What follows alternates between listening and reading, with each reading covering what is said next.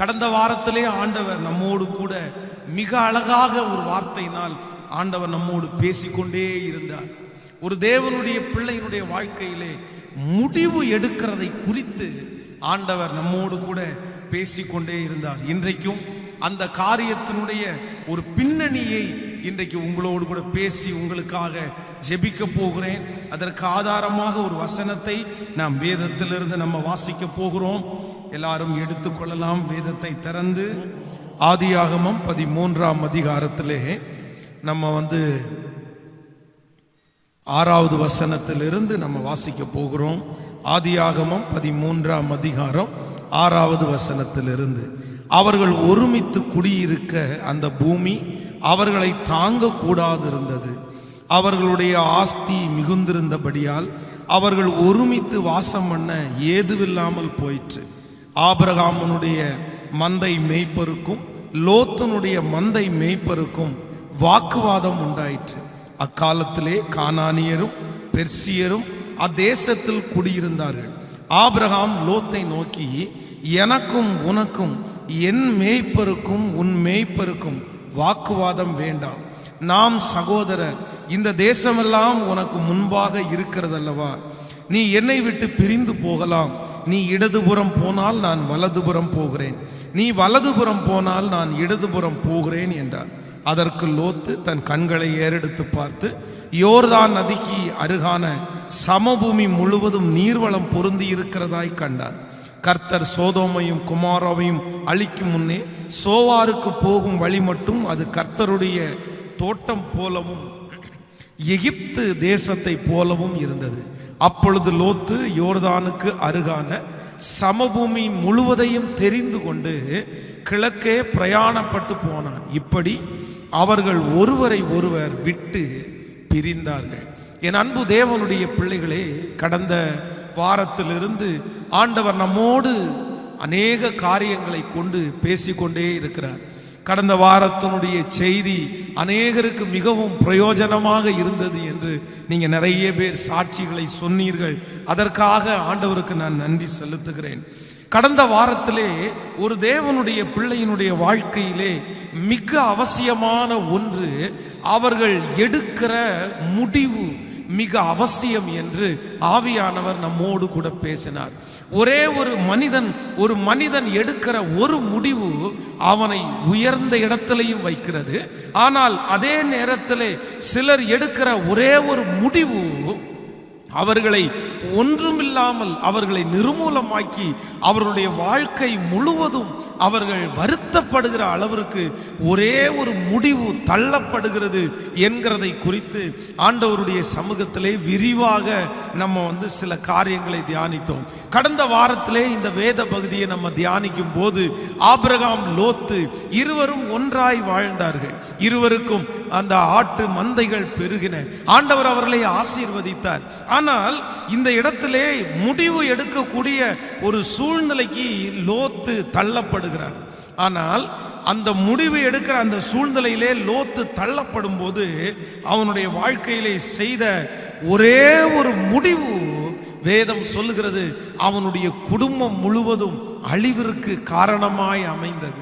ஆனா நான் கடந்த வாரத்தில் சொன்னது போல அந்த முடிவை எடுக்கும் போது அவன் என்ன நினைச்சான் அப்படின்னா, நம்ம எடுத்த முடிவு ரொம்ப நல்ல முடிவு, ஒரு பெஸ்டான முடிவை நம்ம எடுத்திருக்கிறோம், இந்த மாதிரி யாருக்குமே ஆப்பர்ச்சுனிட்டி கிடைக்காது. அதான் ஆபிரகாம் அவன் பார்க்கும் போது ஆபிரகாமை அவனுக்கு ஏளனமாய் தெரிந்திருக்கும், பைத்தியக்காரனா தெரிஞ்சிருக்கும். அவனுக்கு ஒன்றும் முடிவெடுக்க தெரியல. நம்ம நல்ல முடிவு எடுத்துட்டோம், நம்ம பக்காவா செலக்ட் பண்ணிட்டோம், அவ்வளவுதான், நம்ம இனி செட்டில் தான், என்னென்னமோ நினைத்தான். ஆனால் அவனுடைய முடிவிற்குள்ளே ஒரு மிகப்பெரிய ஆபத்து இருக்கிறது. அந்த முடிவு சரியான முடிவு அல்லன்னு அவனுடைய கண்களுடைய அந்த இச்சை இல்லையென்றால் கண்களுக்கு முன்பாக ரொம்ப பெருசா தெரிஞ்சதுனால அவன் அந்த மாதிரி ஒரு முடிவு எடுத்தான். ஸோ இன்றைக்கு இந்த தேவ செய்தியில இருக்கிற ஆண்டவருடைய பிள்ளைகளே, நம்முடைய கண்களுக்கு இன்பமா இருக்கலாம், நம்முடைய பார்வைக்கு அழகா இருக்கலாம், நம்முடைய யோசனைக்கு ஒரு நல்ல யோசனையா இருக்கலாம். ஆனா நம்முடைய யோசனைக்கும் நம்முடைய கண்களுக்கும் இல்லைனால் நம்முடைய பார்வைக்கும் நன்றாய் இருக்கிறதுனால ஒரு முடிவு சரியான முடிவா இருக்கும்னு சொல்ல முடியாது.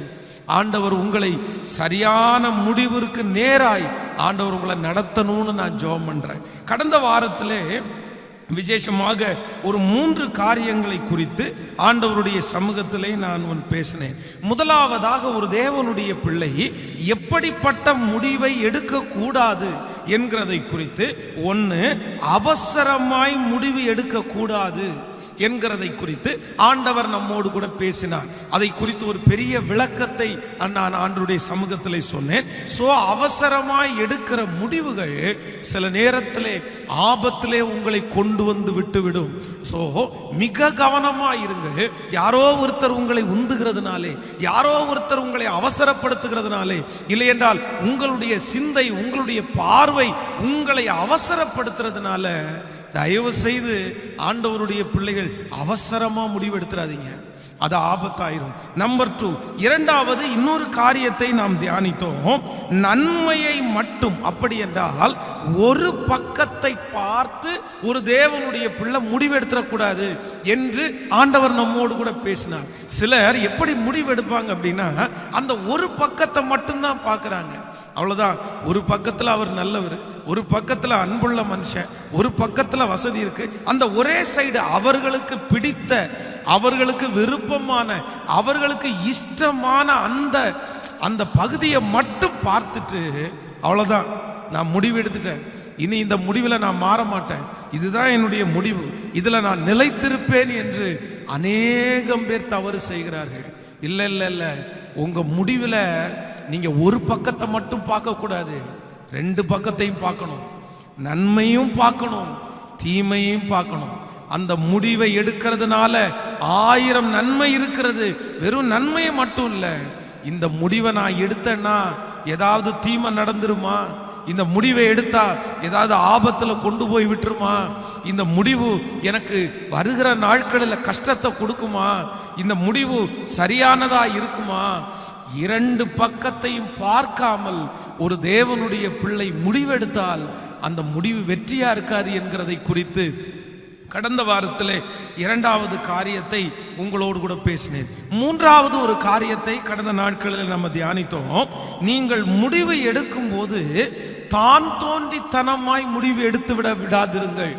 உங்க முடிவில் மிக கவனமா இருக்க வேண்டியது.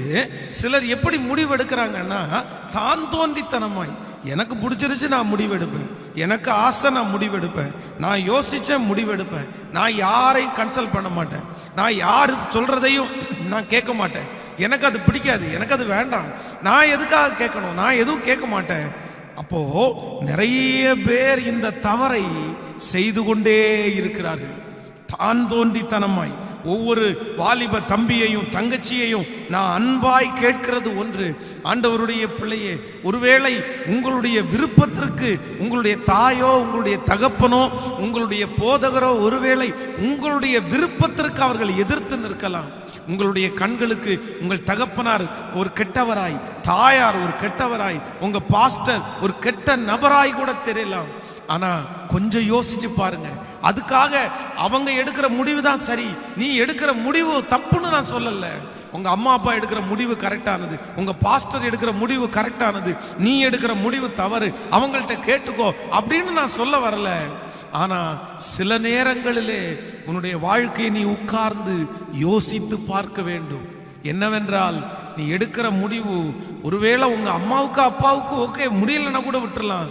ஆனா அதை ஆண்டவரிடத்துல கன்சல்ட் பண்ணாத ஒரு முடிவா இருந்துடக்கூடாது இல்ல, ஆண்டவருக்கு விருப்பமற்றதா இருந்துடக்கூடாது இல்ல, ஆண்டவருக்கு சித்தமற்றதா இருந்துடக்கூடாது இல்ல. உங்களுடைய முடிவிலே 3வதாக உங்களுடைய முடிவிலே நீங்க ரொம்ப கவனமா இருக்க வேண்டியது என்ன அப்படின்னா, நீங்களா சில முடிவுகளை எடுக்க முடியாது. அதுல நிறைய பேர் அனுபவம் உள்ளவங்க இருப்பாங்க, நிறைய பேர் தாண்டி வந்தவங்க இருப்பாங்க. முதியோருடைய ஆலோசனைகள் சில நேரங்களில் நமக்கு தவறாய் தெரிந்தாலும் இல்லை இல்லை, அதில் 1000 அர்த்தங்கள் இருக்கும்.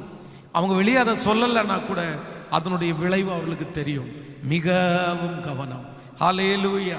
ஆனால் இன்றைக்கு ஆண்டவருடைய சமூகத்திலே நான் வார்த்தைக்காக நான் மனதிலே ஜெபித்த போது ஆண்டவர் என்னுடைய இருதயத்துக்குள்ளே அந்த அந்த வார்த்தையை மீண்டுமாக ஒரு காரியத்தை இன்றைக்கு பேசும்படியாக என்னுடைய இருதயத்திலே கர்த்தர் ஏவினார்.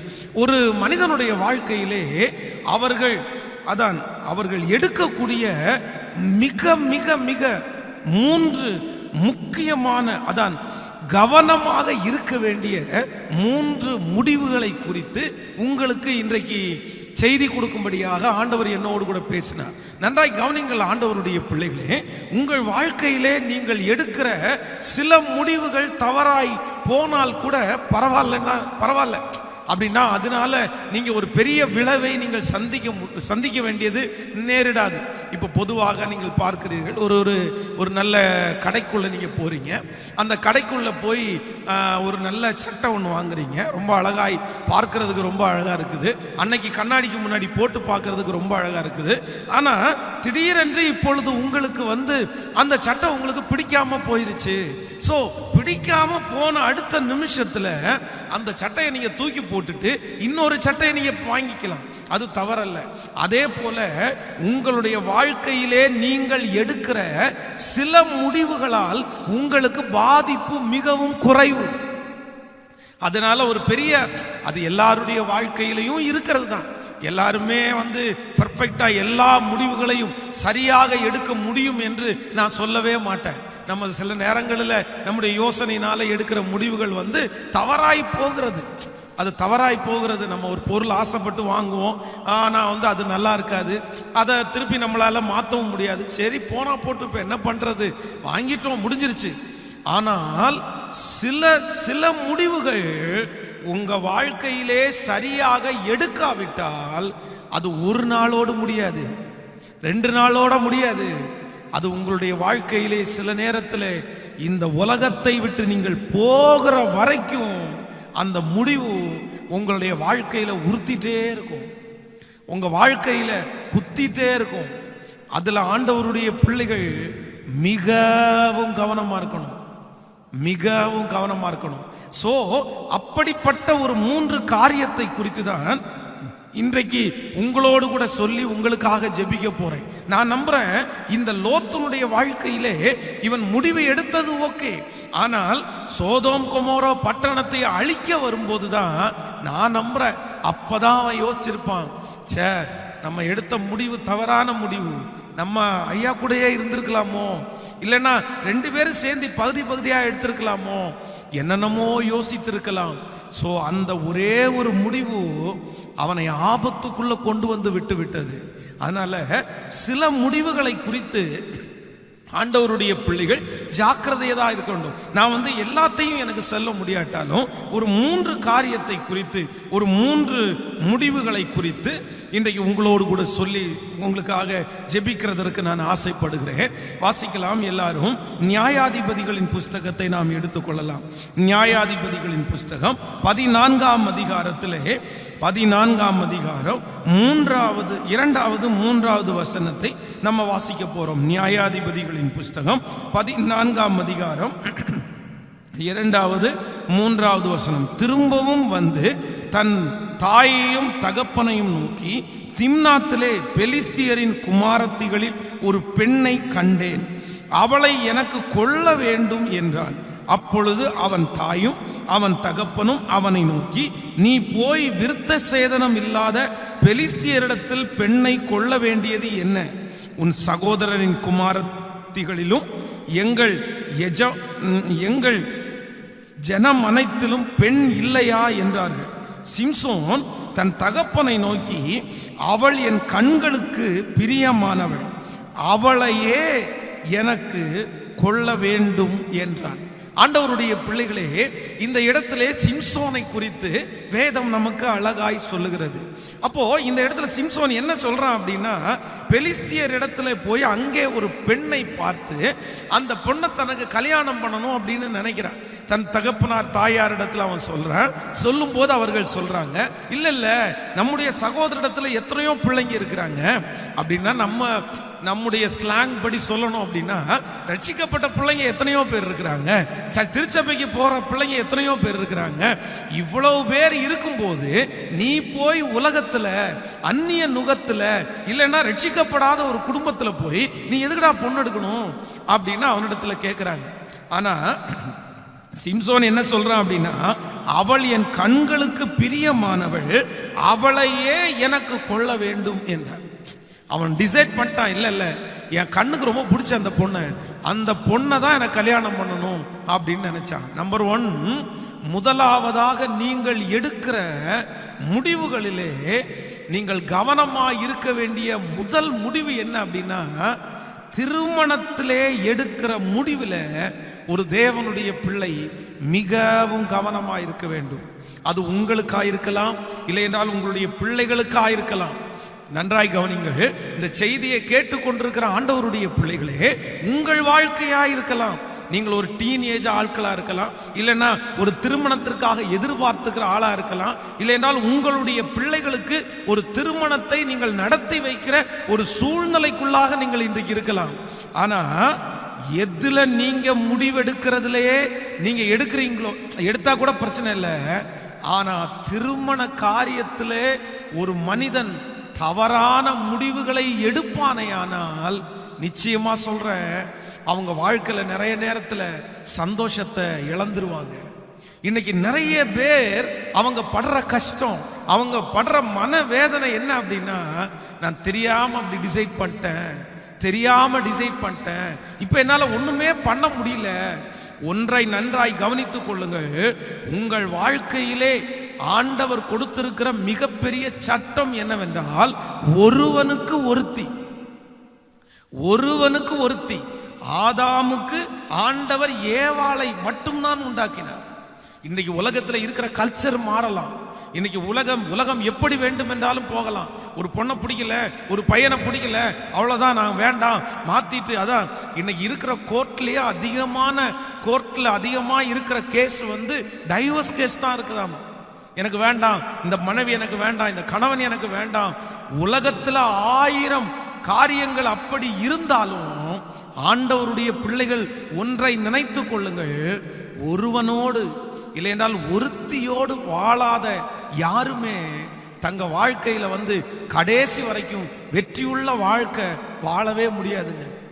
ஒருவேளை கணவனார் இறந்து போய்விட்டார், மனைவி இறந்து போயிட்டாங்க, இல்லைனால் கணவனார் துஷ்ட மார்க்கமாய் போய்விட்டார்கள், மனைவி துஷ்ட வழியாய் போய்விட்டார்கள், நான் இன்னொரு திருமணம் பண்றேன் அப்படின்றவங்கள்ட்ட ஆண்டவருடைய அனுக்கிரகம் இருக்கலாமே தவிர, ஆனா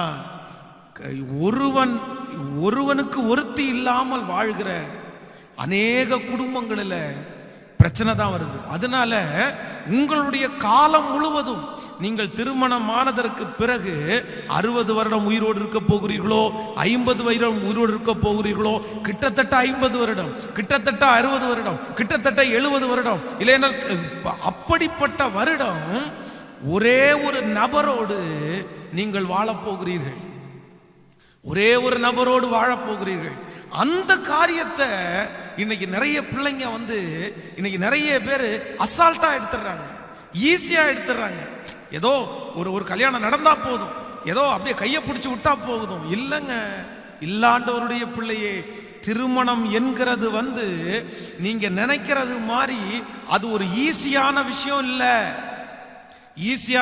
இல்லை, அதற்காக இந்த செய்தியை கேட்கிற யாரும், பாஸ்டர் எனக்கு இத்தனை நாள் ஆகுது, திருமண தடையா இருக்கிறது, எனக்கு எந்த மாப்பிள்ளையுமே வரல, எந்த பொண்ணுமே வரல, ஏதோ ஒண்ணு நடந்தா போதும்னு என் மனசு சொல்லுது அப்படின்னு யாரோ ஒருத்தர் இந்த ஜெபத்துல இருந்தா, நான் சொல்றேன், உங்களுக்காக நான் ஜெபம் பண்ணிக்கிறேன்.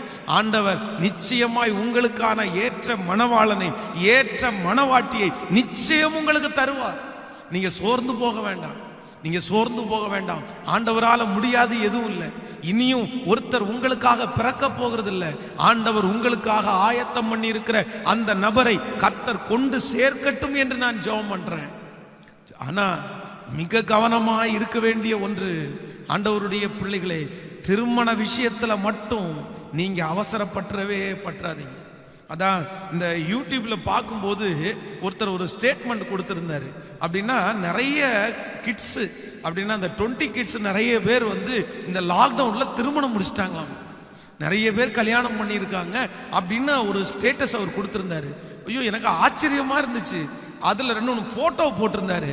அந்த போட்டோல இருக்கிற அந்த பிள்ளையும் அந்த பையனையும் பார்த்துட்டீங்க அப்படின்னா 12th முடிச்சுட்டு இப்பதான் காலேஜுக்கு போற பிள்ளைங்க.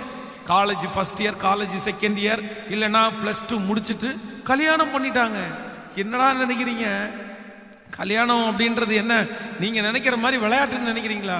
அதான் இவங்களுக்கு என்னமோ விளையாட்டுன்னு இந்த டிவியில பார்க்குற மாதிரி, நாடகத்துல பார்க்குற மாதிரி, இல்லைன்னா சினிமால பார்க்குற மாதிரி அவ்வளோதான் வாழ்க்கை அப்படியே சொகுசா அமையும் அப்படின்னு நினைக்கிறாங்க. இல்ல இல்ல இல்ல இல்ல, திருமணத்திற்கு முன்பாக இருக்கிற வாழ்க்கைக்கும் திருமணத்திற்கு பிற்பாடு இருக்கிற வாழ்க்கைக்கும் நிறைய வித்தியாசம் இருக்கிறது. நான் ஒரு நாள் ஒரு தாயார் வந்து ஒரு ரட்சிக்கப்படாத ஒரு மகனை கண்டிப்பா நீங்க அவனை சந்திக்கணும்னு சொன்னாங்க. நான் சரி சந்திக்கிறேன் அப்படின்னு சொன்னேன். அந்த பையன் வந்தான். வரும்போது அவன் ரொம்ப துக்கத்தோட இருந்தான். என்னப்பா என்னாச்சு? இல்ல பாஸ்டர், கணவன் மனைவி 2 பேருக்கு இடையே பயங்கரமான சண்டை. இவன் அந்த பொண்ணை வேண்டாம் நீ போயிரு அப்படின்னு சொல்றான் என் பையன். அந்த பொண்ணு இவனை தேடி வந்த பொண்ணு. எப்படி பாஸ்டர் இவனுக்கு மனசு வருது? என்னன்னு கேட்டா, இவன் ஒரு சின்ன பையன், ரொம்ப குட்டி பையன், பார்க்கறதுக்கே சின்ன பையனா தெரிந்தான். உனக்கு எப்படா கல்யாணம் ஆச்சுன்னு கேட்டா, ஃப்ரெண்ட்ஸ் எல்லாருமே சேர்ந்து அந்த பொண்ணை வந்து நீ லவ் பண்ற பொண்ணை உனக்கு கல்யாணம் பண்ணி வச்சிடறான்னு சொல்லிட்டு ஒரு முடிவு எடுத்துட்டாங்க.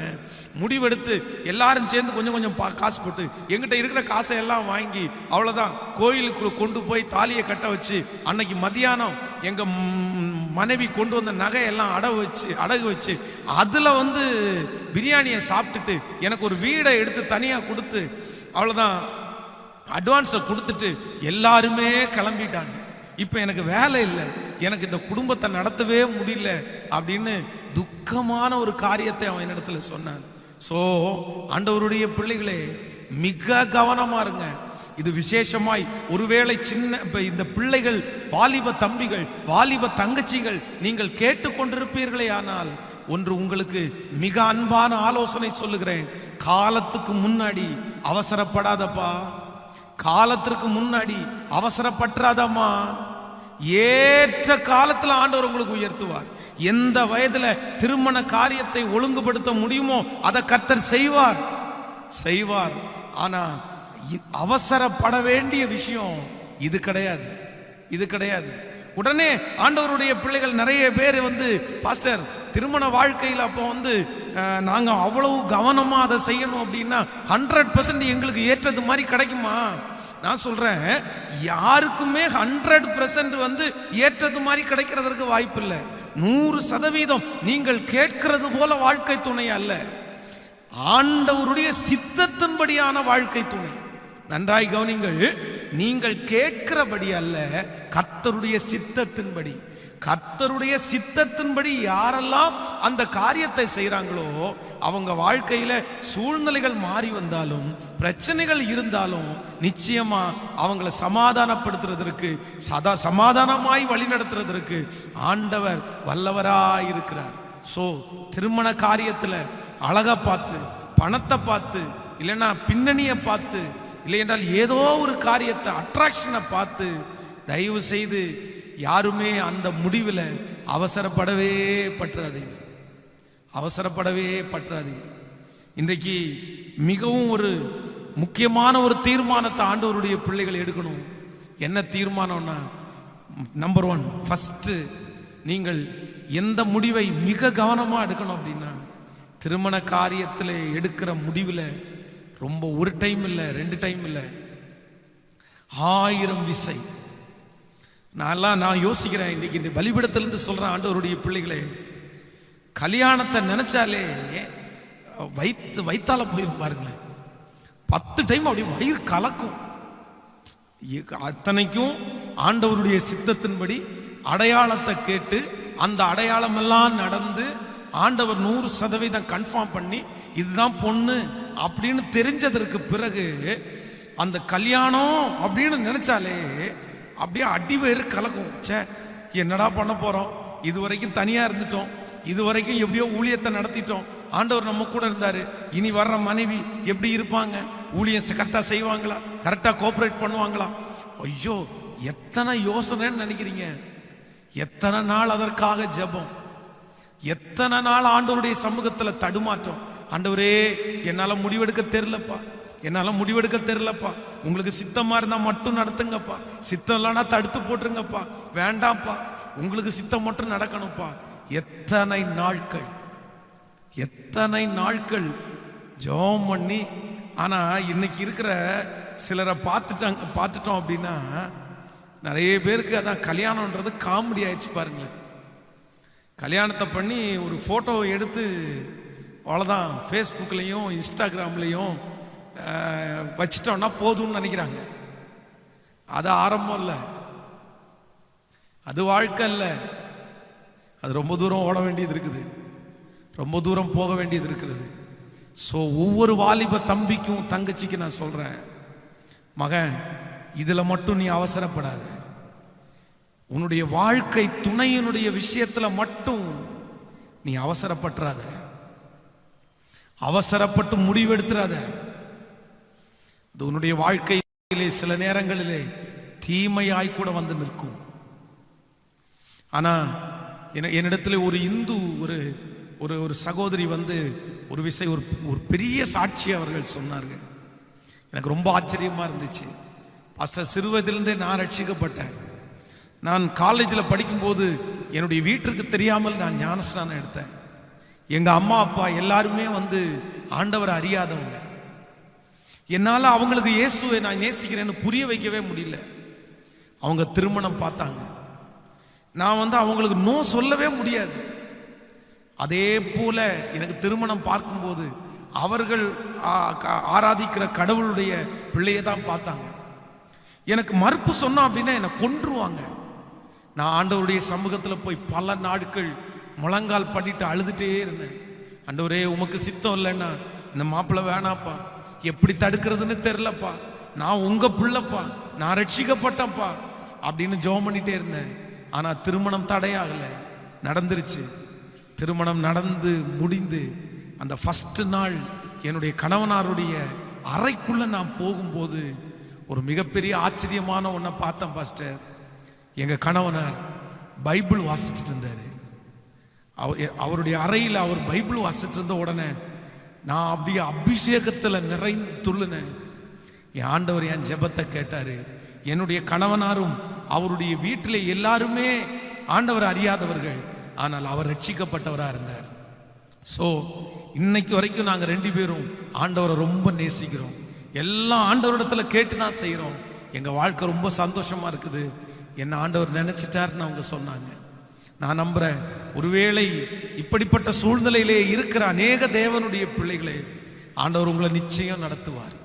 அப்படி ஒருவேளை நீங்கள் போகும்போது அப்படிப்பட்ட அந்த நபர் ரட்சிக்கப்படாதவராக இருந்தால் கூட நீங்கள் அங்க அந்த வீட்டில் காலடி எடுத்து வச்சதற்கு பிறகு உங்களுடைய புத்தி உள்ள நடக்கை, உங்களுடைய கீழ்ப்படிதல், இல்லை என்றால் உங்களுடைய அந்த அன்பு, கிறிஸ்து உங்களுக்கு காண்பித்த அந்த அன்பை நீங்க அவங்களுக்கு காண்பிக்கும் போது உங்க கணவனாருடைய குடும்பத்தில் இருக்கிற நிறைய பேர் ரட்சிக்கப்படுவார்கள் என்று நான் ஆண்டவருக்குள்ள நம்புறேன். ஹல்லேலூயா. ஸோ அப்பாவா இருந்தாலும் சரி, அம்மா இந்த சத்தியத்தை கேட்டாலும் சரி, பிள்ளைங்க இந்த சத்தியத்தை கேட்டுக்கொண்டிருந்தாலும் சரி, நீங்க எடுக்கிற முடிவிலே மிகவும் கவனமாக இருக்க வேண்டிய ஒரு முடிவு என்ன அப்படின்னா, திருமணம் என்கிற ஒரு முடிவில் மிகவும் கவனமாக இருங்க. அது கர்த்தரே நடத்தட்டும், கர்த்தரே காரியத்தை வாய்க்க பண்ணட்டும். கைகளை உயர்த்தி எத்தனை பேர் ஆமோதிக்க முடியும்? என்னுடைய விருப்பம் அல்ல ஆண்டவரே, என் சித்தம் அல்ல ஆண்டவரே, எல்லாம் உங்களால் அப்பா. நீங்க தான் நடத்தணும், நீங்க தான் நடத்தணும். என் எதிர்காலம் உங்க கையில இருக்கு ஆண்டவரே, என் வாழ்க்கை உங்க கையில இருக்கு ஆண்டவரே. சொல்லுங்க அப்பாவை பார்த்து. முடிஞ்சா இந்த செய்தியை கேட்டுக்கொண்டிருக்கும் போதே கைகளை உயர்த்தி சொல்லுங்க, ஆண்டவரே என்னுடைய காலங்கள் உம்முடைய கரத்திலே இருக்கிறது. ஹல்லேலூயா. சட்டங்கள் மாறலாம், திட்டங்கள் மாறலாம், உலகமே மாறலாம், கர்த்தர் நீர் மாறாதவர். சட்டங்கள் மாறலாம், திட்டங்கள் மாறலாம், உலகமே மாறலாம், கர்த்தர் நீர் மாறாதவர், நீரோ மாறாதவர். ஆண்டுகள் முடிவதில்லை, நீரோ மாறாதவர், ஆண்டுகள் முடிவு. என்னோடு சேர்ந்து நீரோ மாறாதவர், ஆண்டுகள் முடிவதில்லை, நீரோ மாறாதவர், ஆண்டுகள் முடிவதில்லை.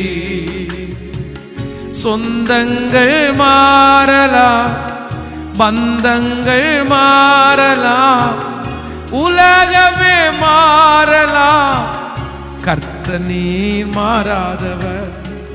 சொந்தங்கள் மாறலாம், பந்தங்கள் மாறலாம், உலகமே மாறலாம், கர்த்தர் நீர் மாறாதவர், நீரோ மாறாதவர். உங்க ஆண்டுகள் முடிவதில்லை, நீரோ மாறாதவர், உங்க ஆண்டுகள் முடிவது. சொல்லிக்கொண்டே நீரோ மாறா. எங்க வாழ்க்கை உங்க கையில இருக்குப்பா, எங்க பிள்ளைகளுடைய வாழ்க்கை உங்க கையில இருக்குப்பா, என் மகனுடைய வாழ்க்கை உங்க கையில இருக்கு, என் மகளுடைய வாழ்க்கை உங்க கையில இருக்கு, அவருடைய எதிர்காலம் உங்க கையில இருக்கு. எங்க பிள்ளைகளுக்கு சரியான ஒரு ஆண் துணை, ஒரு பெண் துணையை பார்க்கிற அளவுக்கு எனக்கு ஞானம் பத்தாது, எனக்கு ஞானம் பத்தாது. ஆனா உங்க சித்தத்தின்படி எங்க பிள்ளைகளுக்கு அமையட்டும் ஆண்டவரே. உங்க ஆண்டுகள் முடிவதில்லை. இந்த ஆராதனையில என்னோடு கூட இணைந்திருக்கிற ஆண்டவருடைய பிள்ளைகளே, நீங்கள் அநேகம் பேர் இந்த கேள்விக்குறியோட கூட இருக்கலாம். என் பிள்ளைக்கு எந்த வரனை தேடுறதுன்னு எனக்கு தெரியல பாஸ்டர். என் பிள்ளைக்கு ஆண்டவர் எங்க வச்சிருப்பாரு, என் மகனுக்கு என் மகளுக்கு என்ன வச்சிருப்பாருன்னு தெரியல. இல்லைன்னா என் பிள்ளை ஆசைப்பட்டுட்டான், என் மகன் ஆசைப்பட்டுட்டான், என்ன செய்யறதுன்னே தெரியல.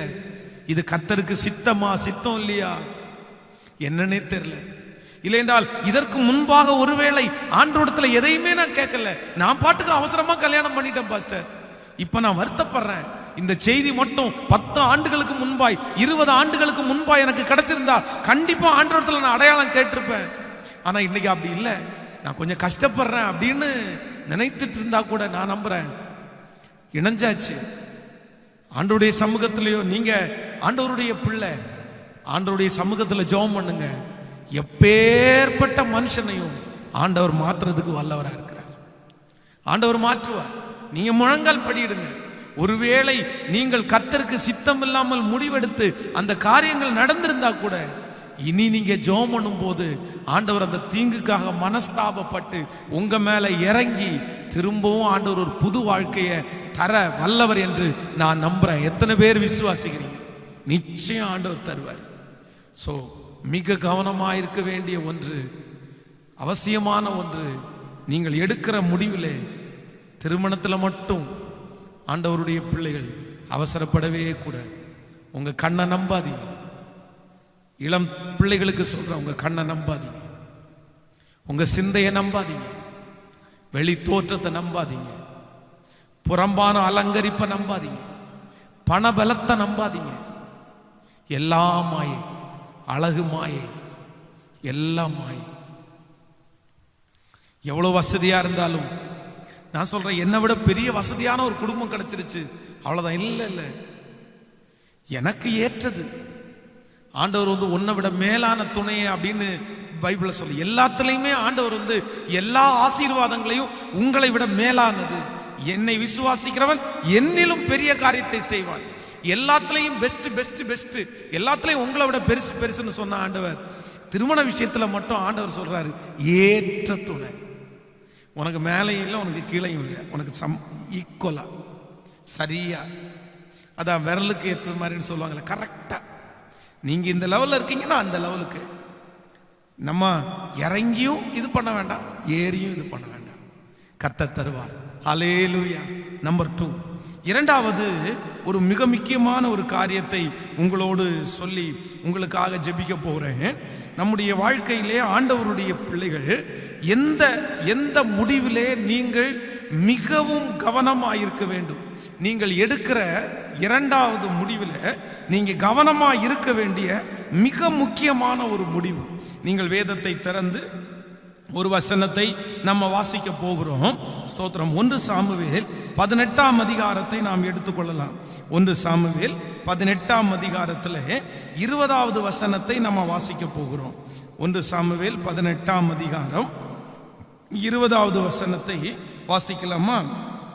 சவுலின் குமாரத்தியாகிய மீகாள் தாவீதை நேசித்தாள். அது சவுலுக்கு அறிவிக்கப்பட்ட போது அது அவனுக்கு சந்தோஷமாயிருந்தது. அவனுக்கு கண்ணியாய் இருக்கவும் பெலிஸ்தியரின் கை அவன் மேல் விழவும் அவளை அவனுக்கு கொடுப்பேன் என்று சவுல் எண்ணி தாவீதை நோக்கி, நீ என்னுடைய 2ஆம் குமாரத்தினால் இன்று எனக்கு மருமகனாவாய் என்றான். நன்றாய் கவனிங்கள் ஆண்டவருடைய பிள்ளைகளே. இங்கே சவுலுடைய மகள் மீகாள் தாவீதை நேசித்தாள். அப்போ தன்னுடைய பொண்ணு தான் கூட இருக்கிற ஒரு நபரை நேசிக்கிறார். நேசிக்கிறது சவுலுக்கு அறிவிக்கப்பட்ட போது அவனுக்கு சந்தோஷமா இருந்துச்சாம். நல்லா கவனிங்க. அப்படின்னா தாவீத சவுலுக்கு சுத்தமா பிடிக்காது, ஆகவே ஆகாது. சவுல் தாவீதை காய்மகாரமாய் பார்த்தான். சவுலை கொல்லுவதற்கு பல முறை முயற்சி எடுத்தான். ஆனா இப்போ தன்னுடைய பொண்ணு தாவீதை, அதை நம்ம ஊர் பாஷைப்படி சொல்ல போனா காதலிக்கிறது வைங்களேன், லவ் பண்ணுது. அந்த செய்தியை கேட்ட உடனே சவுலுக்கு ரொம்ப சந்தோஷமாயிருச்சாம. சே, நம்ம பொண்ணு அவனை நேசிக்குது. என்ன எதனாலன்னு நினைக்கிறீங்க? அடுத்த வசனம் வாசிக்கும் போது வேதம் சொல்லுது, தன்னுடைய மகளை அவனுக்கு திருமணம் பண்ணி கொடுப்பேன் என்கிற ஆசை வார்த்தைகளை காண்பித்து, நீ என் பொண்ணை சும்மா கல்யாணம் பண்ணக்கூடாதுப்பா, என் பொண்ணை கல்யாணம் பண்ணணும்னா நீ இந்த மாதிரி ஒரு பரீட்சை உனக்கு இருக்குது, இதை ஜெயிச்சிட்டேன்னா என் பொண்ணை உனக்கு கல்யாணம் பண்ணி கொடுப்பேன்னு சொல்லி பெலிஸ்தியருடைய நுனித்தோள்களை கேட்கிறான். ஏன் அப்படின்னா, இவன் பெலிஸ்தியரிடத்திற்கு போவான், பெலிஸ்தியர் அவனை கொன்று போடுவாங்க அப்படின்ற ஒரு எண்ணத்தில் சவுல் தன்னுடைய மகள் தாவீதை நேசிக்கிறது அவனுக்கு சந்தோஷமா இருந்துச்சு. ஸோ இதில் உங்களுக்கு என்ன ஆவியானவர் பேசுறாருன்னா, நம்பர் 2, இரண்டாவதாக ஒரு தேவனுடைய பிள்ளை உங்களுக்கு எதிரானவர்கள், உங்களுக்கு எதிரிகளுக்கு நீங்கள் செய்ய போகிற காரியத்தில் ஆண்டவருடைய பிள்ளைகள் மிகவும் கவனமான முடிவுகளை எடுக்க வேண்டும். நன்றாய் கவனிங்கள். உங்களுடைய சிநேகிதர்களுக்கு நீங்க எதையாவது செய்யணும்னு நினைக்கும் போது அதுக்கு அந்த முடிவுக்கு நீங்க உங்களுக்கு ஆசைப்பட்டு நீங்க செய்றீங்க, அது பிரச்சனை இல்லை. ஆனா உங்களுக்கு விரோதமா இருக்கிறவர்கள், உங்களுக்கு எதிரியா இருக்கிறவர்களுக்கு ஏதோ ஒன்றை நீங்கள் செய்ய நினைக்கும் போது, நன்மையை அல்ல தீமையை செய்ய நினைக்கும் போது, ஆண்டவருடைய பிள்ளைகள் அந்த முடிவு எடுக்கும் போது தயவு செய்து அவசரப்பட்டுறாதீங்க. நிறைய பேரை நான் இந்த ஊழியத்தில் பார்த்திருக்கிறேன். அவங்க தனக்கு விரோதமாய் எழும்பின அந்த நபர்களுக்கு இந்த முடிவை செய்யணும்னு அவங்க அவசரமா ஒரு முடிவு எடுத்துருவாங்க. உன்னை போலீஸ் ஸ்டேஷன்ல ஏத்தாம நான் விட மாட்டேன்டா, உன்னை கோர்ட்ல கூண்டுல நிக்க வைக்காம நான் உன்னை விட மாட்டேன்டா, உன்னை மன்னிப்பு கேட்க கொண்டுறாம நான் விட மாட்டேன்டா, உன்னை அப்படி பண்றேன் இப்படி பண்றேன். யாரோ ஒருத்தர் சொல்றதை கேட்டுட்டு, என்னடா உனக்கு விரோதமா எழும்பிட்டா, நீ எவ்வளோ பெரிய ஆளு, அவன் சின்ன ஆளு, நீ அமைதியா இருக்கிறியா, நீ அமைதியா இருந்தா இன்னும் அவன் ஏறிட்டு தான் போவான், என்னென்னமோ சொல்லி யாரோ கிளப்பி விடுறதுனால நிறைய பேர் அந்த முடிவை எடுக்கிறதற்கு யோசிக்கவே மாட்டாங்க. அந்த முடிவில் அவங்க கவனமாகவே இருக்க மாட்டாங்க. நீ என்ன போலீஸ் ஸ்டேஷன்ல ஏத்தனல, நான் ஏத்த வேண்டாமா? நீ என்ன அலைய வச்சல, நான் உன்னை அலைய வைக்க வேண்டாமா? நீ என்ன இப்படி பண்ணல, நான் உன்னை பண்ண வேண்டாமா? இல்ல இல்ல இல்ல, நான் ஏற்கனவே உங்களுக்கு சொல்லி இருக்கிறேன், பழி வாங்குதல் நமக்குரியது அல்ல, பழி வாங்குறதல் நமக்குரியது அல்ல. நமக்கு விரோதமாய் எழும்புகிற மனிதர்களுக்கு நியாயம் தீர்க்கிறவர் கர்த்தர். நமக்கு விரோதமாய் எழும்புகிறவர்களை விரோதிக்கிறவர் கர்த்தர். ஆண்டவர் அதான் சொல்றாரு, கர்த்தர் உங்களுக்காக யுத்தம் பண்ணுவார், நீங்கள் சும்மா இருப்பீர்கள். இந்த ஆராதனையில என் கூட இருக்கிற ஆண்டவருடைய பிள்ளைகளை, ஒருவேளை உங்களுக்கு விரோதமாய் எதிரிகள் எழும்பி ஏதோ ஒன்றை செய்ய நினைத்திருக்கலாம். இப்பொழுது உங்களுடைய மாம்சம் துடிக்கலாம், உங்களுடைய ரத்தம் துடித்து கொண்டிருக்கிறது. என்னமோ ஒன்று அவனுக்கு செய்யணும், என்னமோ ஒன்று அவனுக்கு செய்யணும், அவன் பேரை எப்படியாவது கெடுக்கணும், இல்லைன்னா அவனை மன்னிப்பு கேட்க வைக்கணும், இல்லைன்னா என்ன இப்படி பண்ண இடத்துல கண்டிப்பா அவனுக்கு ஏதாவது ஒன்று செய்யணும் அப்படின்றதுக்காக நீங்க நிறைய பேர் ஆசைப்பட்டு கொண்டு, ஒருவேளை அப்படி செய்கிறதற்கு தக்கதான ஆள்பலம் உங்களுக்கு கிடைக்கலாம். கவனிங்க, அவர்களுக்கு பழிக்கு பழி வாங்குறதற்கு உள்ள ஆள்கள் உங்களுக்கு கிடைக்கலாம். அரசியல் தலைவர்கள் கிடைக்கலாம், இல்லை என்றால் காவல்துறையில மற்ற காரியத்துல உங்களுக்கு உதவி செய்கிற நபர்கள் உங்களுக்கு கிடைக்கலாம். கிடைச்சிட்டாங்களே, நிறைய பேர் என்ன நினைப்பாங்கன்னா, இப்படி கிடைச்ச உடனே ஆண்டவருடைய சித்தம்னு சொல்லுவாங்க. பாருங்க, கர்த்தருடைய சித்தம் இல்லைன்னா அவங்கள எப்படி பாஸ்டர் எனக்கு பழக வச்சாரு? ஆண்டவர் சண்டை போடுறதுக்கு மட்டும்தான் பழக வைப்பாரோ? ஏன் ஆண்டவருக்கு அப்படிப்பட்ட வேலை எல்லாம் கிடையாது, அப்படியெல்லாம் கிடையாது. அதற்காக அந்த நபர் என் கூட வந்து பேசினாங்க, அந்த நபர்கிட்ட சொல்லி அவ்வளோதான் அவனை ஆண்டவரே கொண்டு வந்தார். ஆண்டவர் அப்படியெல்லாம் கொண்டு வர மாட்டார். ஆண்டவர் வழக்காடணும்னா, ஆண்டவர் நியாயம் தீர்க்கணும்னா கர்த்தர் பார்த்து கொள்வார். அவர் எப்படி வேணாலும் செய்யட்டும். ஆனா உங்க மூலமா ஆண்டவர் வந்து எதிரியை அழிக்கிறதற்கு செய்வார்ன்றதுல எனக்கு நம்பிக்கை இல்லை. அந்த விஷயத்துல ஆண்டவருடைய பிள்ளைகள் அமைதியா இருங்க. சோ இங்க 2 பேர் முடிவெடுக்கிறாங்க.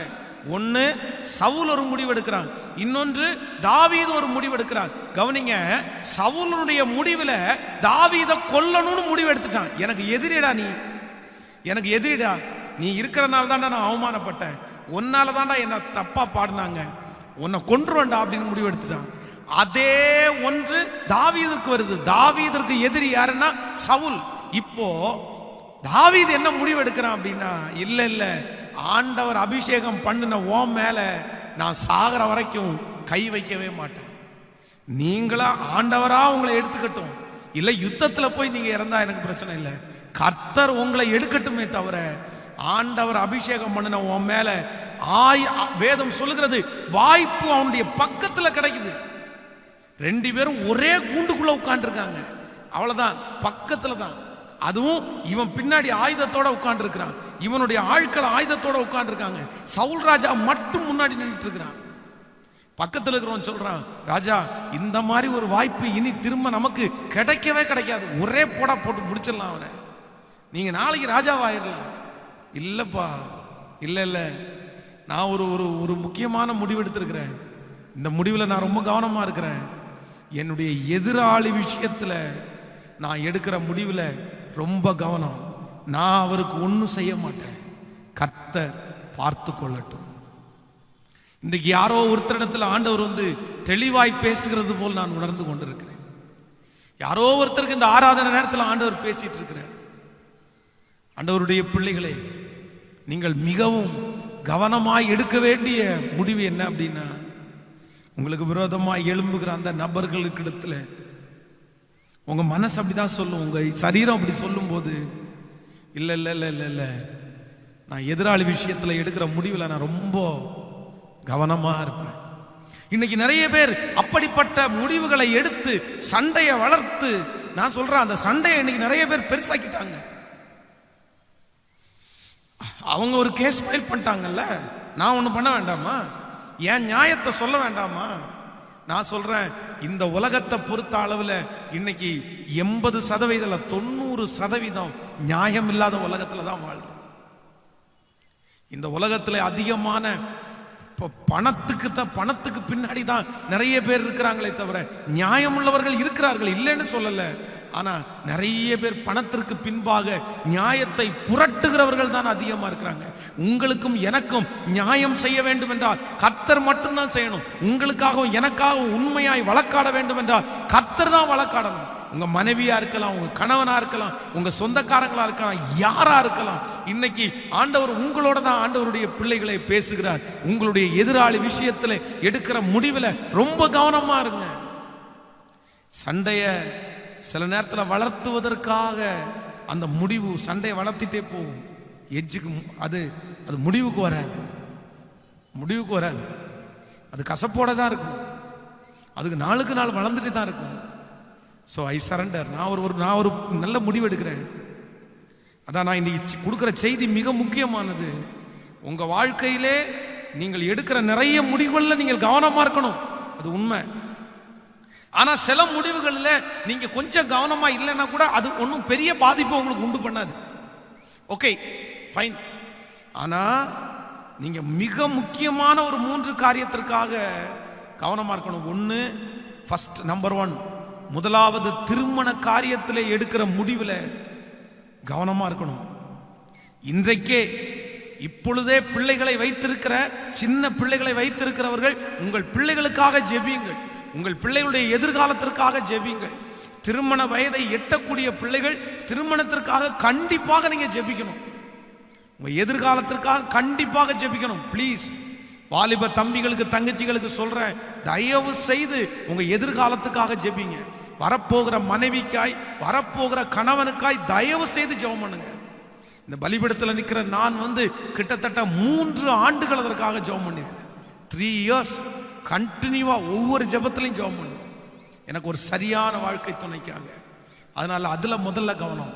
நம்பர் 2, இரண்டாவதாக நீங்க எடுக்கக்கூடிய அந்த முடிவில் கவனமா இருக்க வேண்டிய 2வது முடிவு, உங்களுக்கு எதிராய், உங்களுக்கு விரோதமாய், உங்களை பகைக்கிற வேலை ஸ்தலத்தில் இருக்கலாம், எங்கே வேண்டும் என்றாலும் இருக்கலாம், உங்களுக்கு விரோதமா ஒருத்தங்க எழும்பிட்டாங்க.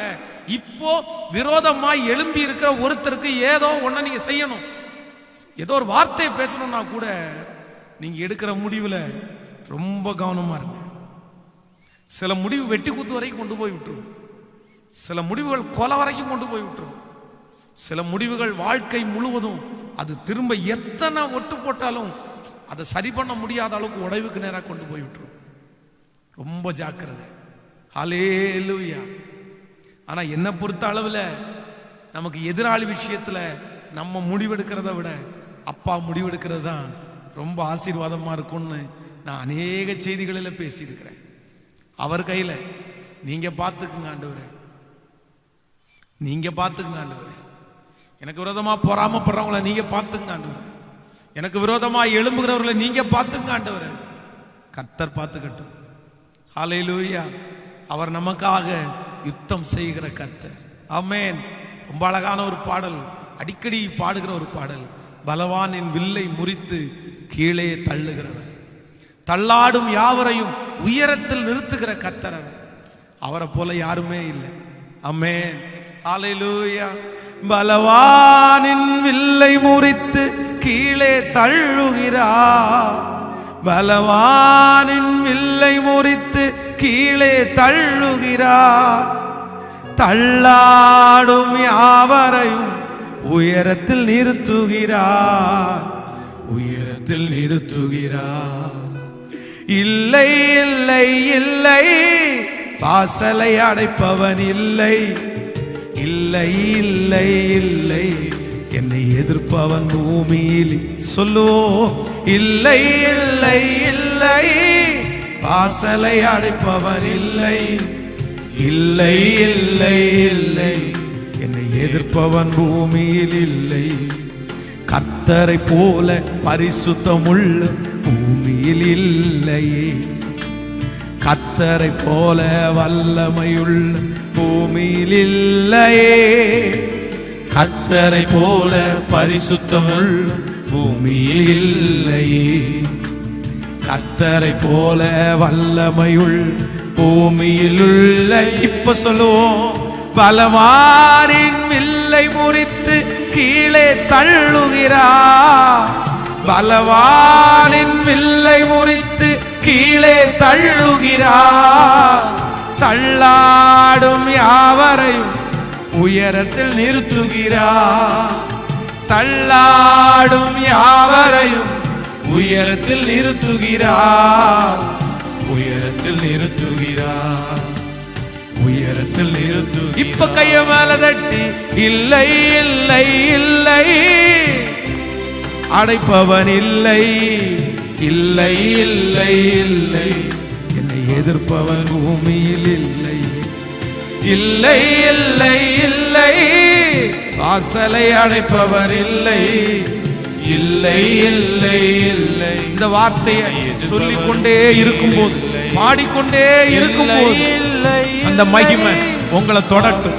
உங்களுக்கு விரோதமாய் வருகிற அந்த மனிதனுக்கு ஏதோ ஒரு முடிவு நான் எடுக்கணும் பாஸ்டர். இனி அவன் பேசக்கூடாது, இனி அவன் செய்யக்கூடாது, இனி என்னை பற்றி அவன் பேசணும்னா பயப்படணும். அந்த மாதிரி ஒரு எண்ணம் உங்க மனசுக்குள்ள ஓடிட்டே இருக்குதா? முடிவு எடுக்கிறதற்கு உங்க பலன் தூண்டி கொண்டே இருக்கிறதா? ஆனா இன்றைக்கு இந்த ஆராதனை நேரத்துல கர்த்தர் சொல்றாரு, அந்த முடிவு நம்முடைய முடிவு அல்ல, கர்த்தரே எடுக்கட்டும். அவர் கையில கரங்களை தட்டி பாடிக்கொண்டே நீங்க பார்த்துக்குங்க ஆண்டவரே. இல்லை இல்லை இல்லை, வாசலை அடைப்பவர் இல்லை இல்லை இல்லை இல்லை, என்னை எதிர்ப்பவர் பூமியில் இல்லை. ஹல்லேலூயா ஹல்லேலூயா. சோ ஆண்டவருடைய பிள்ளைகளே, மிக கவனமாய் எடுக்க வேண்டிய 3 முடிவுகள். நம்பர் 1, முதலாவது முடிவு உங்களுடைய திருமண காரியத்தில் எடுக்கக்கூடிய முடிவு. நம்பர் 2, இரண்டாவது எதிரியினுடைய காரியத்தில். நான் சொன்னது போல அப்படி இருதயம் அப்படியே துடிக்கும், பதைக்கும். அவனை ரொம்ப வளர விடக்கூடாது பாஸ்டர்,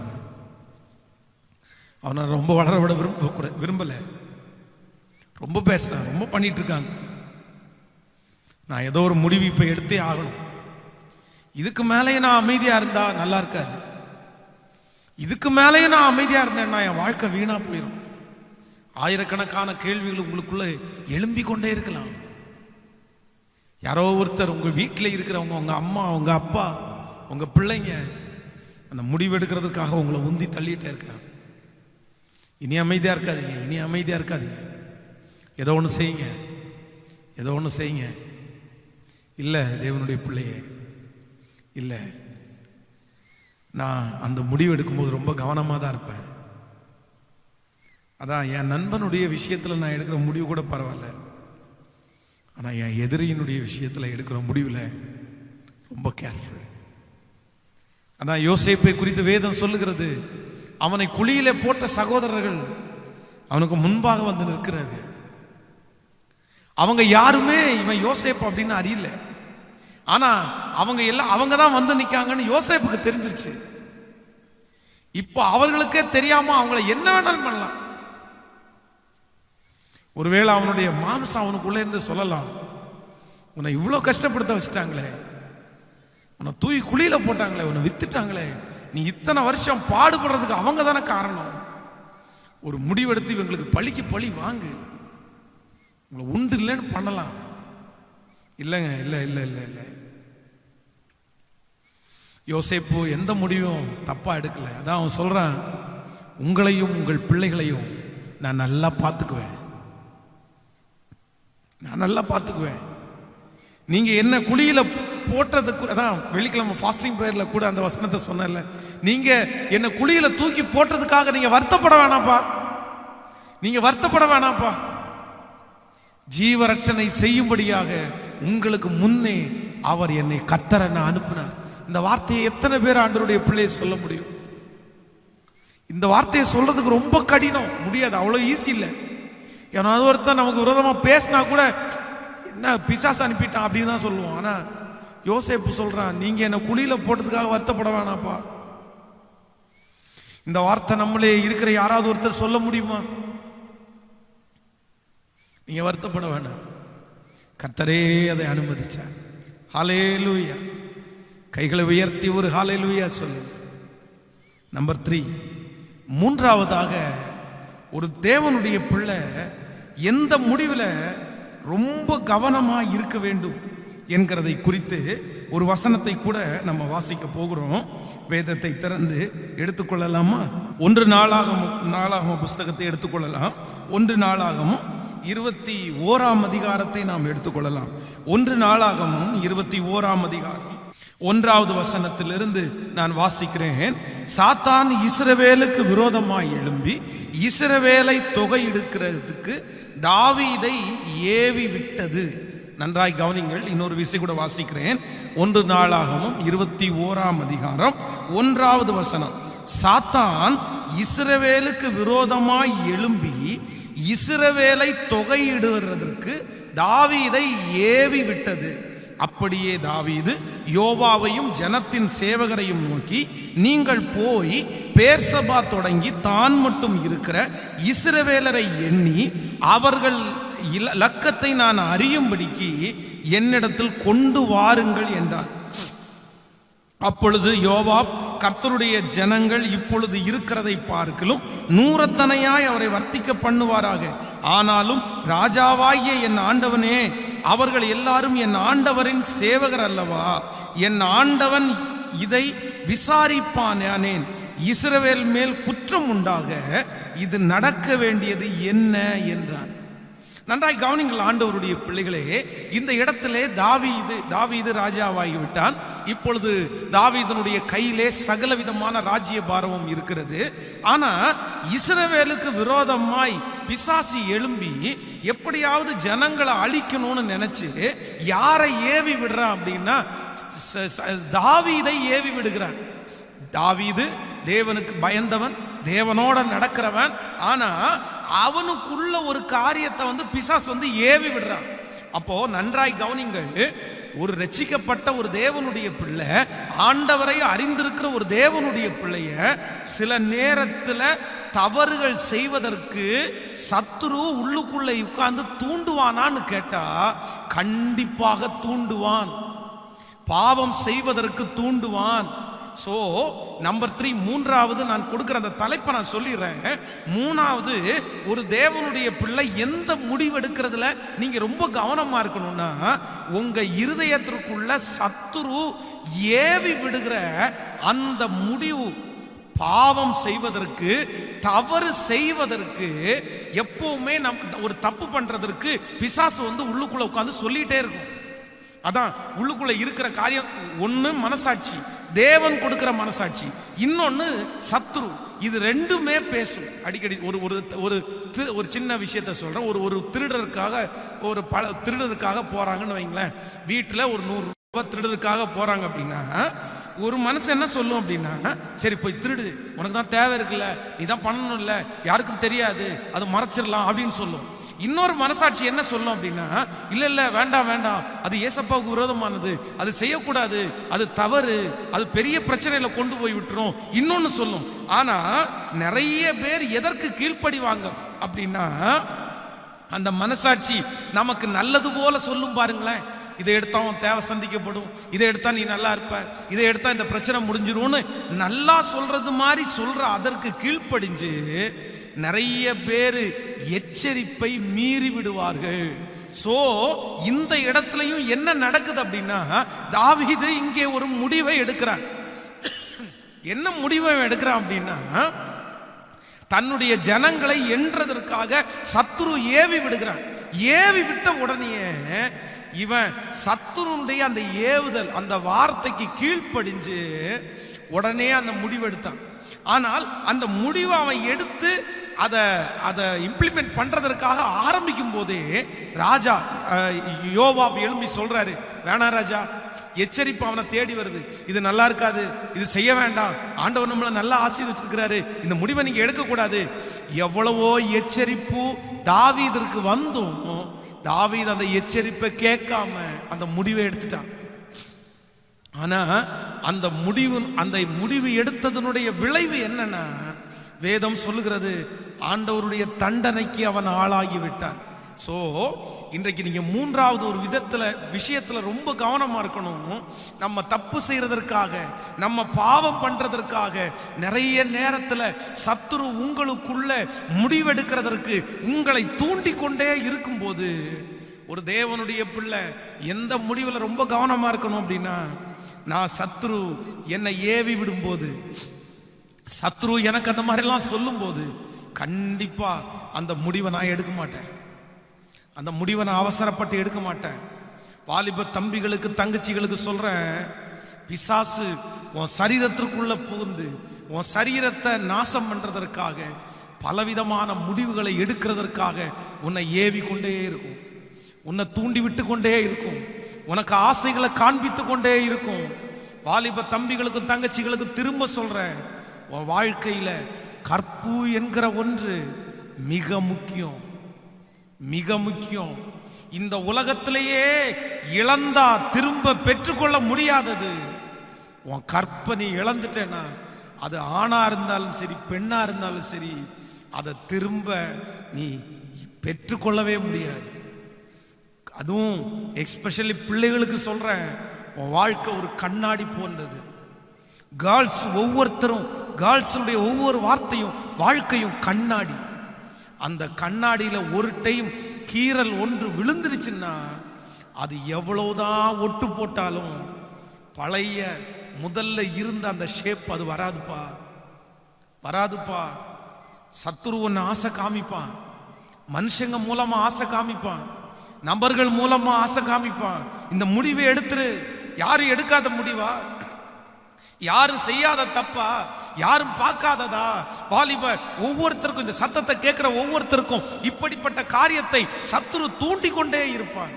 பரவாயில்ல, மறைச்சிடலாம், அப்படி பண்ணிடலாம், இப்படி பண்ணிடலாம். ஆனா பிசாசு இந்த மாதிரி பேசி கொண்டிருக்கும் போது ஆண்டவர் உங்களை நேசிக்காம உங்களை கைவிடல மாட்டாரு. இன்னொரு பக்கத்துல இருந்து ஆண்டவர் உங்கள்கிட்ட எச்சரிச்சுட்டே இருப்பாரு. கரெக்டா பைபிளை திறக்கும் போது அந்த வசனம் வரும், கரெக்டா அப்படி பேசும்போது போன் சுவிட்ச் ஆஃப் ஆயிரும். நீங்க எடுக்கும்போது அதற்கு ஏற்றது மாதிரி வசனம் பைபிள் செல்போன்ல முன்னாடி வந்து நிற்கும். ஆண்டவர் பலவிதமான எச்சரிப்பை கொடுத்து அந்த முடிவை எடுக்காதப்பா, அந்த தப்பை பண்ணாதப்பான்னு ஆண்டவர் உங்கள்கிட்ட சொல்லிட்டே இருப்பாரு. ஆனா நிறைய பேர் தவறி பிசாசு சொல்ற முடிவை நீங்க எடுத்து உங்க வாழ்க்கையை நீங்க வீணடிச்சிடாதீங்க, வீணடிச்சிடாதீங்க. ஸோ அப்படிப்பட்ட முடிவுக்கு நேராய் பிசாசு உங்களை தள்ளும் போது நீங்க தள்ளி போட்டுருங்க, நீங்க தள்ளி போட்டுருங்க. நான் இந்த முடிவு எடுக்க மாட்டேன், நான் இந்த முடிவு எடுக்க மாட்டேன். என் கர்த்தர் என்ன பார்க்கிறார், என் ஆண்டவர் என்ன பார்க்கிறார், என் ஆண்டவர் என்ன பார்க்கிறார். அவருடைய மறைவுக்கு நான் என்ன செய்வேன், அவருக்கு பிரியம் இல்லாத நான் எப்படி செய்வேன்? ஸோ மிக கவனமாக இருக்க வேண்டிய ஒன்று, சத்ரு உங்களை ஏவும் போது, தவறி செய்கிறதற்கு தூண்டும் போது ஒரு தேவனுடைய பிள்ளை அந்த முடிவை எடுத்துடக்கூடாது, எடுத்துடக்கூடாது. வேதத்தில் ஒன்றல்ல இரண்டல்ல பல சம்பவம். யோசேப்பை குறித்து வேதம் சொல்லுது, ஒரு பக்கத்துல பிசாசு அவனை வருந்தி அழைக்கிறது போல, வா வா, யாருமே இல்லை, வா, நான் தான், வா, இந்த இடத்துல பெரிய ஆளு நானு, நீ இந்த மாதிரி காரியத்தை சொன்ன உன்னை பெரிய ஆளை நான் மாற்றுவேன், இந்த வீட்டுக்கு நீ எஜமான நான் மாறிடுவேன். என்னென்னமோ வார்த்தைகளை சொல்லி சொல்லி சொல்லி ஒரு முடிவெடுக்கிறதுக்கு அவனை தூண்டும் போது, இல்ல இல்ல இல்ல, தப்பு பண்றதற்கு, பாவம் பண்றதற்கு பிசாசு என்ன முடிவெடுக்கிற தூண்டினாலும் நான் அதை செய்ய மாட்டேன்னு தன்னுடைய வஸ்திரத்தை கூட விட்டுட்டு ஓடிட்டான் பாருங்களேன். ஆனா அதனுக்கு பதிலா அவனுக்கு சிறைச்சாலை தான் கிடைச்சிருச்சு, சிறைச்சாலை தான் கிடைச்சிருச்சு. ஆனா அதை குறித்து அவன் கவலைப்படவே இல்லை. அந்த சிறைச்சாலையில இருக்கிற அவனை கர்த்தர் சிங்காரமான வாழ்க்கைக்கு நேராய் ஒரு நாள் கொண்டு வந்து நிறுத்தினார். அவனுடைய தரிசனத்தை கர்த்தர் நிறைவேற்றினது உண்மையானால், இன்றைக்கு இந்த செய்தியை கேட்கிற அன்பு தேவனுடைய பிள்ளையே, பிசாசு உனக்குள்ளே போடுகிற தந்திரங்கள், உங்களுக்கு சொல்லி சொல்லி உன்னை ஏமாத்த பார்த்து உன்னை எப்படியாவது அந்த தவறை செய்வதற்கு முடிவு எடுக்க வேண்டும் என்று உன்னை உந்தி தள்ளும் போது, நான் அதை செய்ய மாட்டேன், நான் அதை பண்ண மாட்டேன்னு ஆண்டவருடைய சமூகத்தில் நீ கவனமா இருப்பாயானால், நீ கவனமாய் இருப்பாயானால் உன்னை அலங்கரிக்கிற ஒரு தேவன் உன்னோடு கூட இருக்கிறார். அவர் யோசேப்பை நடத்தினவர் உன்னை நடத்தாம இருப்பாரா? அவர் அநேக ஆயிரங்களுக்கு உன்னை தலைவனாய் தலைவியாய் மாற்றுவார். சோ இதுக்கு முன்பாக ஒருவேளை நிறைய பேர், பாஸ்டர் இதேதான் பாஸ்டர், பிசாசு என்ன பாவம் செய்யறதுக்கு தூண்டுனான் பாஸ்டர், தூண்டிட்டே இருந்தான் பாஸ்டர், நான் முடிவு எடுக்காம தான் இருந்தேன், நான் எல்லாத்தையும் ஸ்கிப் பண்ணிட்டு தான் இருந்தேன், ஆனா திடீர்னு முடிவெடுத்து தப்பு பண்ணிட்டேன், சரி, ஆண்டவர் உன்னை மன்னிக்கட்டும், ஆண்டவர் உங்களை பொறுத்துக்கட்டும், ஆண்டவரத்தை இரக்கத்தை கேளுங்க. நீங்க எவ்வளவு பெரிய பாவம் செஞ்சீங்களோ அவ்வளவு பெரிய இரக்கத்திற்காய் கர்த்தரிடத்துல கெஞ்சுங்க. ஒருத்தருக்கு ஒரு நிமிஷத்திலே கிடைக்கும், ஒருத்தருக்கு பல ஆண்டுகள் ஜெபிக்கணும். நீங்க எவ்வளவு தூரம் ஆண்டவரை காயப்படுத்துறீங்கன்னு எனக்கு தெரியாது. நீங்க ஆண்டவருடைய இரக்கத்தை சம்பாதிக்கிறதுக்கு நீங்க எவ்வளவு தூரம் ஆண்டவரை நெருங்கணும்னு எனக்கு தெரியாது. ஆனா ஆண்டவரை எப்படியாவது நெருங்கிருங்க. அதுக்கெல்லாம் மன்னிப்பு கேட்டுட்டு, இனி நான் தவறு செய்கிறதற்கு பிசாசு என்னை தூண்டும் போது நான் அந்த முடிவு எடுக்க மாட்டேன். எத்தனை பேர் நம்புறீங்க? ஹல்லேலூயா. இன்னைக்கு 3 காரியத்தை உங்களுக்கு முன்பாக நான் வைத்திருக்கிறேன். ஒரு தேவனுடைய பிள்ளை தன்னுடைய வாழ்க்கையில எடுக்கிற இந்த முடிவில் மிக கவனமா இருக்க வேண்டிய நம்பர் 1, முதலாவது ஒரு முடிவு, திருமணத்தில் நீங்க எடுக்கிற முடிவில் கவனமா இருங்க. நம்பர் 2, உங்களுக்கு விரோதமான உங்களுடைய எதிராளிகளுடைய விஷயத்துல நீங்க எடுக்கிற முடிவில் ரொம்ப கவனமா இருங்க. நம்பர் 3, உங்களை தவறு செய்ய தூண்டும் போது அந்த முடிவில் நீங்க மிகவும் கவனமா இருங்க. எத்தனை பேர் ஆமேன்னு சொல்ல முடியும்? ஹல்லேலூயா. ஒப்பு கொடுக்கிறீங்களா? ஆண்டவருடைய சமூகத்தில் ஒப்பு கொடுக்கிறீங்களா? முழு இருதயத்தோடு கூட கையை உயர்த்தி, அப்பா சமூகத்தில் என் வாழ்க்கையில் இருக்கிற எல்லா முடிவும் நீங்க தான்ப்பா, என்னுடைய துவக்கம் நீங்க தான்ப்பா, என் முடிவு நீங்க தான்ப்பா, நான் எல்லாத்தையும் உங்க கையில கொடுக்கிறேன். எத்தனை பேர் இருக்கிறீங்க? இன்னைக்கு ஆண்டவருடைய கையில கொடுங்க. ஒருவேளை இந்த சத்தியத்தில் கேட்கும் போது முடிவெடுக்க திணறிக் கொண்டிருக்கிற யாரோ ஒருத்தர் இருக்கலாம். நான் திணறிக் கொண்டிருக்கிறேன் பாஸ்டர், என்ன முடிவெடுக்கிறதுன்னே எனக்கு தெரியல. ஆனா கர்த்தருடைய கரத்துல நான் கொடுக்கிறேன், உங்க கரத்துல நான் கொடுக்கிறேன். முழு பலத்தோடு சொல்லுவோம் ஹல்லேலூயா. முடிஞ்சவங்க முழங்கால் படியிடு, முடியாதவர்கள் எழுப்பி நின்று கொண்டு எல்லாரும் ஒப்பு கொடுங்க. கடைசி ஜெபம் முடிகிற வரைக்கும். நன்றி ஆண்டவரே, நன்றி நன்றி நன்றி. எனக்கு ஒண்ணும் தெரியாதப்பா, நீங்க தான்ப்பா செய்யணும். என் முழுமையும் அது உமக்குத்தானப்பா. தேவா நீர் எடுத்துக்கொள்ளும், என் முழுமையும் அது உமக்குத்தான். தேவா நீர் எடுத்துக்கொள்ளும், என்னை பாடைக்கிறேன் புதிதாக்கும் புதிதாக்கும், என் முழுமையும் அது உமக்குத்தான். தேவா நீர் எடுத்துக்கொள்ளும், என்னை பாடைக்கிறேன் புதிதாக்கும் புதிதாக்கும். தேவனே என் தேவனே, என்னையே தருகிறே, உந்தன் பின்னால் வந்திட அர்ப்பணிக்கிறேன். சொல்லுங்க பார்க்கலாம். தேவனே என் தேவனே, என்னையே தருகிறே, உந்தன் பின்னால் வந்திட அர்ப்பணிக்கிறே. முழுமையும் அது உமக்குத்தான். தேவா நீர் எடுத்துக்கொள்ளும், என்னை பாடைக்கிறே புதிதாக்கும் புதிதாக்கும், என் முழுமையும் அது உமக்குத்தான். தேவா நீர் எடுத்துக்கொள்ளும், என்னை பாடைக்கிறே புதிதாக்கும் புதிதாக்கும். கவனிங்க ஆண்டவருடைய பிள்ளைகளே, எல்லாரும் கவனிங்க. உங்க வாழ்க்கையில நீங்க எடுக்க போகிற அநேக முடிவுகளில் நீங்க கவனமா தான் இருக்கணும். அதைத்தான் 2 வாரமாய் பரிசுத்த ஆவியானவர் நம்மோடு பேசிக்கொண்டே இருக்கிறார். நீங்க ரொம்ப கவனமா இருக்கணும். கவனம் இல்லாம, கர்த்தருடைய சித்தம் இல்லாம எடுக்கிற முடிவு உங்க வாழ்க்கையில பெரிய நஷ்டத்துல உங்களை கொண்டு வந்து விட்டுரும். இன்னைக்கு நிறைய பேர் பாடுபடுறதற்கு காரணம் அவசரப்பட்டு எடுத்த முடிவு தான் காரணம். இன்னைக்கு அந்த கண்ணீர் தொடச்சாலும் நிக்க போறது இல்லை. இன்னைக்கு அதை நினைச்சு வருத்தப்பட்டு பிரயோஜனமும் இல்லை, பிரயோஜனமும் இல்லை. அதனாலதான் நான் சொல்றேன், இந்த சத்தியம் நிறைய பேருக்கு இன்னைக்கு இந்த சத்தியம் பேசும்போதே நிறைய பேர் ஒரு 10 இயர்ஸ்க்கு முன்னாடி இது கிடைக்காதா, 20 இயர்ஸ் முன்னாடி இது கிடைக்காதான்னு நினைக்கிறாங்க. ஆனா நான் சொல்றேன், இன்னைக்கு யாரோ ஒரு வாலிபன், ஏதோ ஒரு தம்பி, ஏதோ ஒரு தங்கச்சி ஃபேமிலியா உட்கார்ந்து கேட்டுருக்கிறியா, மகன் ரொம்ப கேர்ஃபுல்லா இரு, இதான் எனக்கு வேணும்.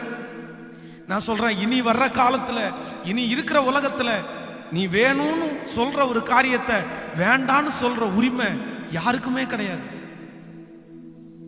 நீ ரொம்ப கம்பல் பண்ணி இது வேணும் வேணும் வேணும்னு அடம் பிடிக்கும் போது உன்னை செல்லமா வளர்த்துன அம்மா அப்பா கூட வேற ஒண்ணுமே பண்ண முடியாது இல்ல, உன்னை இழக்க முடியாது இல்ல, அதனால எஸ்ன்னு சொல்லிடுவாங்க. அதுக்கு மிஞ்சினா நீ எதுக்கு ஆரம்பிச்சிருவ, நீ என்ன உங்ககிட்ட என்ன பர்மிஷன் கேட்கணும் அப்படின்னு சொல்றவங்க கூட இன்னைக்கு வளர்ந்துட்டாங்க.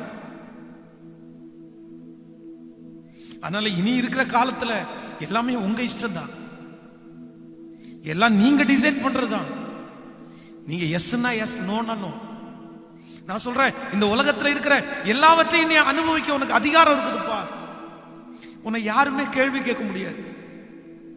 அடிக்கடி ஒவ்வொரு வாலிபர் கூட்டத்திலையும் சொல்லுவேன், நீ எல்லாரையும் ஏமாத்துற அப்படின்னு சொல்லிட்டு ஒன்னே நீ ஏமாத்திட்டு இருக்கல்லப்பா, நீ ஒன்னே ஏமாத்திட்டு இருக்க. நீ நினைக்கிற அம்மாவை ஏமாத்துற, நீ நினைக்கிற அப்பாவை ஏமாத்துற, நீ நினைக்கிற பாஸ்டரை ஏமாத்துற, நீங்க நினைக்கிறீங்க உங்க வீட்டுல இருக்கிற மனைவியை ஏமாத்துற, கணவனை ஏமாத்துறன்னு நினைச்சிட்டு இருக்கிறீங்க. இல்லப்பா, நீங்க யாரையும் ஏமாத்தல, நீங்க உங்களையே ஏமாத்திட்டு இருக்கிறீங்க. நீங்க தான் கஷ்டப்படுவீங்க, நீங்க தான் துன்பத்தை பார்ப்பீங்க, நீங்க தான் அவமானப்படுவீங்க, நீங்க தான் கஷ்டப்படுவீங்க கடைசியில. அதான் உப்பு தின்னவங்க தானே தண்ணி குடிக்கணும், வேற யாரும் தண்ணி குடிக்க வேண்டாமே. பாவத்தின் சம்பளம் மரணம்னு சொல்ற வார்த்தையினுடைய இன்னொரு வார்த்தை தான் உப்பு தினவும் தண்ணி குடிக்கணும். மனிதன் எதை விதைக்கிறானோ அதையே அறுப்பான். நீங்க என்ன விதைக்கிறீங்களோ அதை அறுப்பீங்க. நான் உங்களை யாரையுமே குற்றப்படுத்தல, ஆனா உங்க மேல வச்சிருக்கிற அன்புனால நான் சொல்றேன், நீங்க அப்படி தப்பண்ணாதீங்க. பூனை கண்ணை மூடின உடனே சுத்தி இருக்கிற எல்லாம் இருக்கிற இடமெல்லாம் இருந்துச்சுன்னு நினைக்காதீங்க. நீங்க கண்ணை மூடி இருக்கிறதுனால சுத்தி இருக்கிற இடமெல்லாம் இருந்துச்சுன்னு நீங்க நினைக்கிறீங்களா? நீங்க தான் கண்ணை மூடி இருக்கீங்க, சுற்றி வெளிச்சமா தான் இருக்குது. ஸோ ரொம்ப கேர்ஃபுல், உங்க வாழ்க்கை ரொம்ப கேர்ஃபுல். சந்தோஷமா வாழ்றதும் கஷ்டப்படுறதும் உங்க கையில தான் இருக்குது, உங்க கையில தான் இருக்குது. இன்னொரு விஷயம் கூட, என்னோடு சேர்ந்து அந்த பாடலை எல்லாரும் சேர்ந்து பாட போகிறோம். ஹalleluya, ஓ முழு இருதயத்தோடு ஆண்டவரை நோக்கி பார்ப்போம். எங்களை நடத்துங்க ஆண்டவரே, எங்களை நடத்துங்க, எங்களை நடத்துங்க.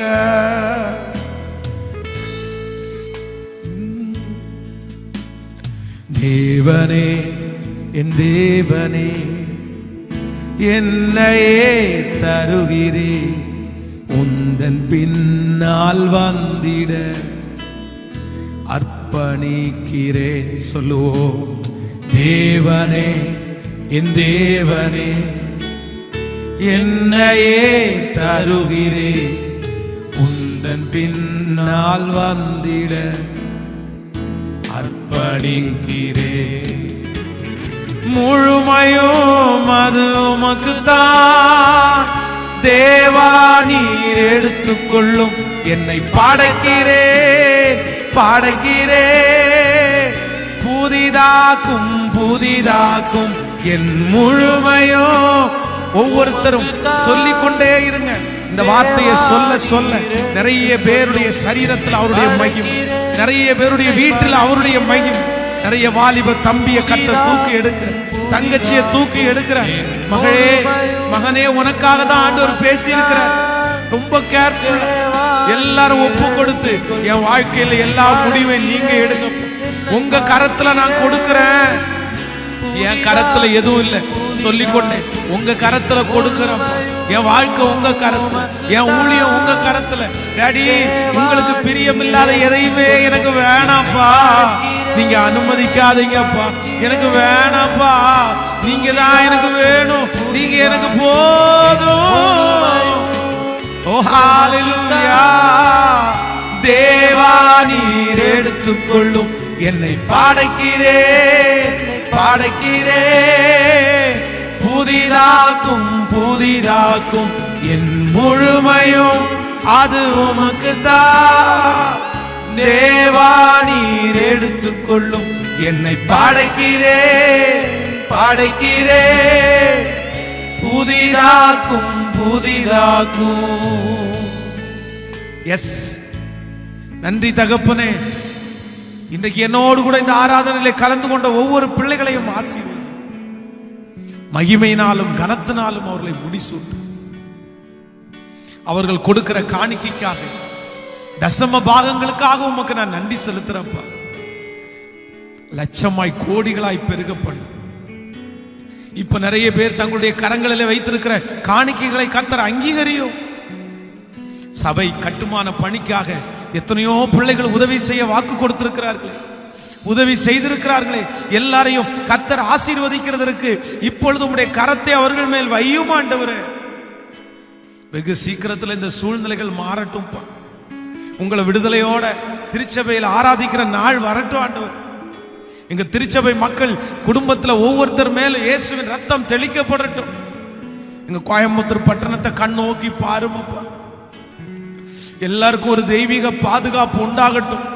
இந்த ஆண்டவரே நோய் தொற்று ஒரு பிள்ளைகளை கூட தொடாதபடி ஆண்டவருடைய வேலி அடைக்கப்படட்டும் ஆண்டவரே.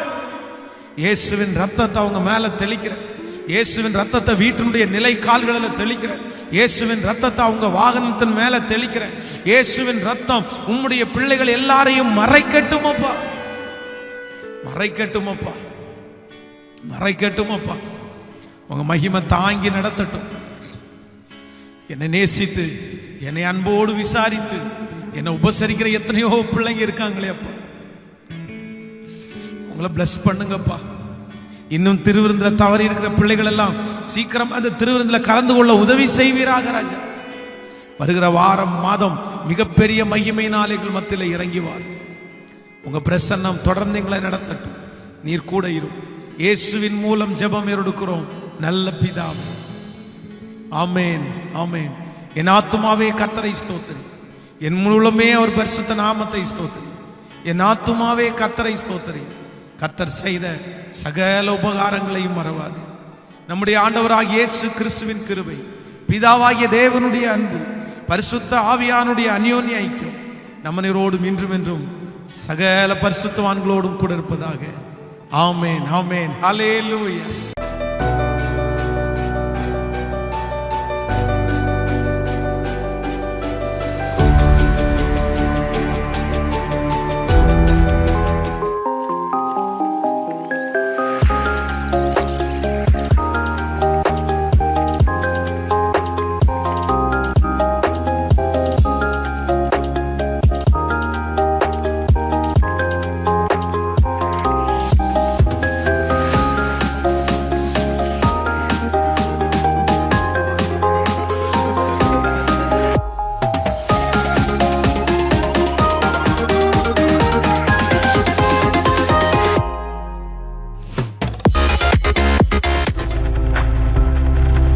நீங்கள் பார்த்து கொண்டிருப்பது உங்கள் ஜாய் டிவி. உங்கள் துக்கம் சந்தோஷமாய் மாறும்.